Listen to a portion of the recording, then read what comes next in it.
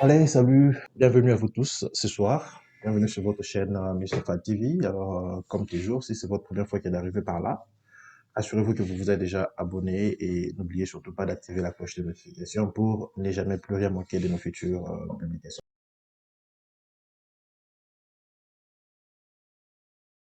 Au cas où le mari a le bac et la femme n'a pas de bac, est-ce que c'est possible que le couple puisse décider que la femme parte en premier et que le mari puisse suivre?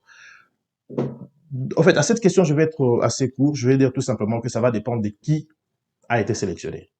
Donc, si c'est madame qui a été sélectionnée et elle n'a pas de bac, à ces niveaux-là, il y a un palliatif. Donc, ce serait son expérience professionnelle. Donc, elle va devoir être qualifiée. Au cours des 5 dernières années, elle va devoir prouver qu'elle a travaillé dans un domaine d'emploi approuvé par le département d'emploi des États-Unis. Donc, dans ce cas-là, si elle a eu à accumuler plus de 2 ans au cours des 5 dernières années, oui, quand même qu'elle n'a pas de bac, on peut lui accorder les visas. Mais alors, si c'était vous, le mari, qui était sélectionné comme gagnant principal, donc votre femme n'est qu'une simple bénéficiaire comme vos enfants, si vous les avez.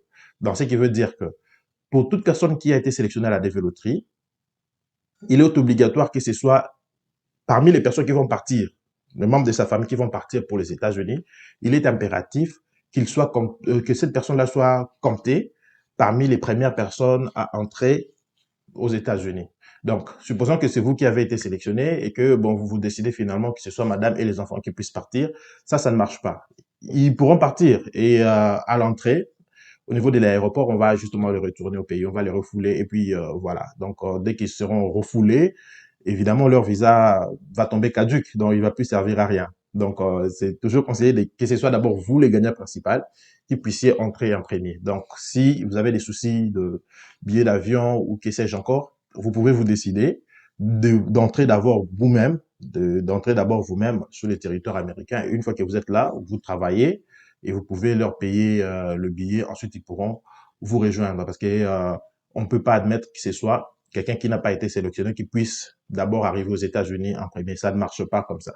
Je sais qu'il peut se poser de petits soucis d'ordre financier, oui, mais je crois qu'il est beaucoup plus réfléchi que ce soit vous, le sélectionné principal, qui puissiez entrer aux États-Unis. Vous pouvez travailler et pendant ce temps-là, vous pouvez avoir même des contacts qui pourront peut-être vous financer. Souvenez-vous, le visa qu'on va vous accorder va rester valide pour pratiquement 6 mois. Donc, ça veut dire que euh, du moment où elle arrive à entrer dans le délai d'expiration de son visa, en tout cas, il n'y a aucun souci à se faire sur cette question-là. Vous pouvez toujours venir en premier et ensuite vous battre aux États-Unis, trouver les moyens de pouvoir faire venir le reste des membres de votre famille. Donc là, je suis en train de répondre à Monsieur Meda Lusanga.